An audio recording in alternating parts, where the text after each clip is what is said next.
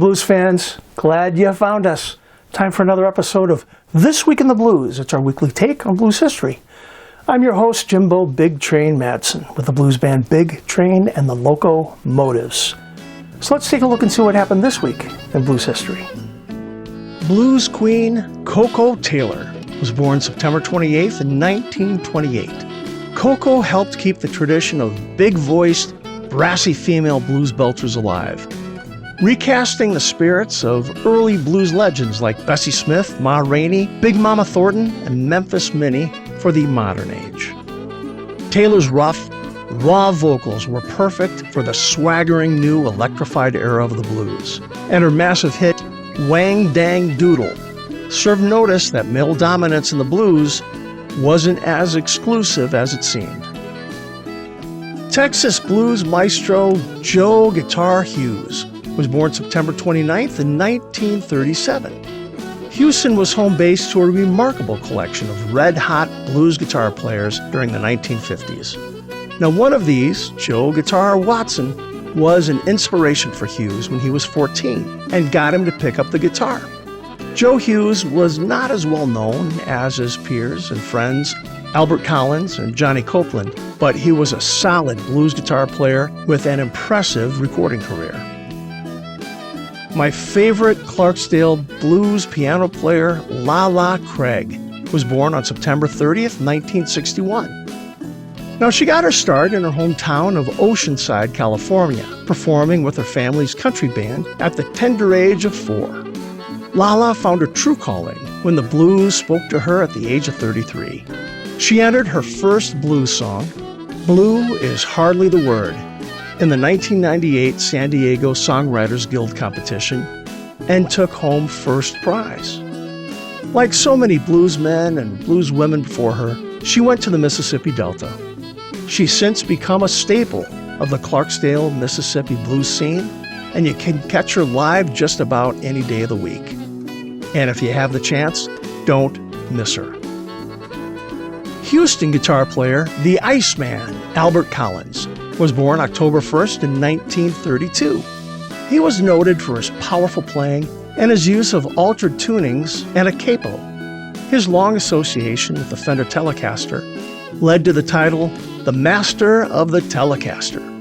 Collins is remembered for his informal and audience-engaging live performances. He would frequently leave the stage while still playing to go out and mingle with the audience. The use of an extendedly long guitar cord allowed Collins to go outside clubs to the sidewalk. Now, one story goes that he left the club with the audience in tow to visit the store next door to buy a candy bar without once stopping his act. Blues guitar player and singer Coco Montoya was born October 2nd, 1951. Montoya's career began in the 1970s when Albert Collins asked him to join his band as a drummer. This is kind of a turning into an Albert Collins episode, I know. Anyway, Collins took Montoya under his wing and taught him to play his icy hot guitar style. The two remained friends even after Montoya left Collins' band. In the early 1980s, John Mayall heard Montoya playing guitar in a Los Angeles bar. Soon after, Mayall asked Montoya to join the newly reformed Blues Breakers. He remained a member of the band for 10 years. Now, we have a number of things that happened on October 3rd. Let's start with B.B. King.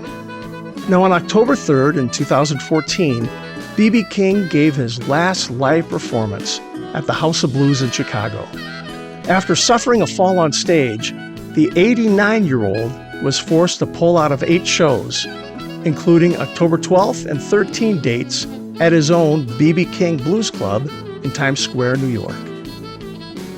Blues guitar player Stevie Ray Vaughan was born October 3rd, 1954.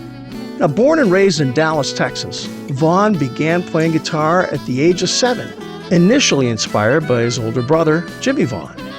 In 1972, Stevie Ray dropped out of high school, forming the band Double Trouble in 1978, and established it as part of the Austin music scene.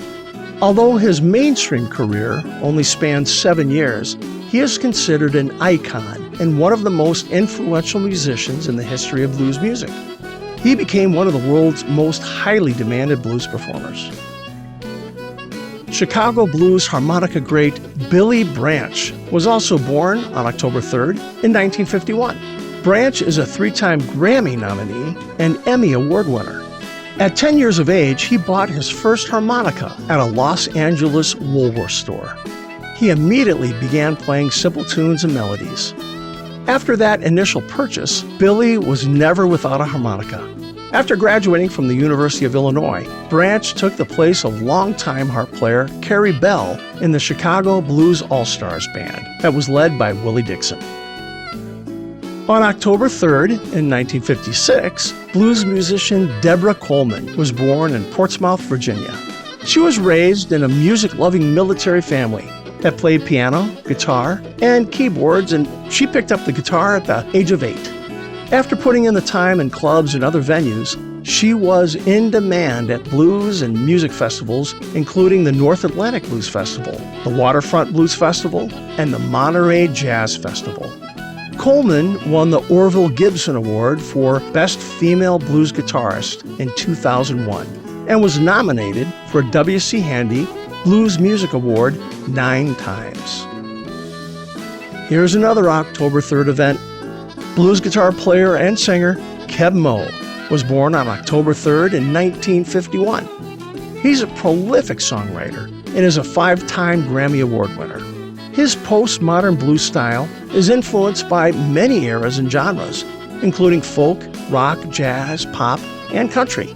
Born Kevin Moore in Los Angeles to parents of Southern descent, he was exposed to gospel music at a young age. His nickname Keb Mo was created by his original drummer as street talk abbreviation of his given name. Kevin Moore, Keb Mo. It stuck, and it was picked up by his record label. Blues guitar player Duke Robillard was born October 4th in 1948. He helped found Roomful of Blues and has played with Bob Dylan, Tom Waits, and many other greats. Michael John Duke Robillard is mostly known as a rock and blues guitar player, but he also plays jazz and swing. A few awards and recognitions include a W.C. Handy Award for Best Blues Guitarist, several Grammy nominations, and was a Blues Music Award winner in 2016 for the album The Acoustic Blues and Roots of Duke Robillard.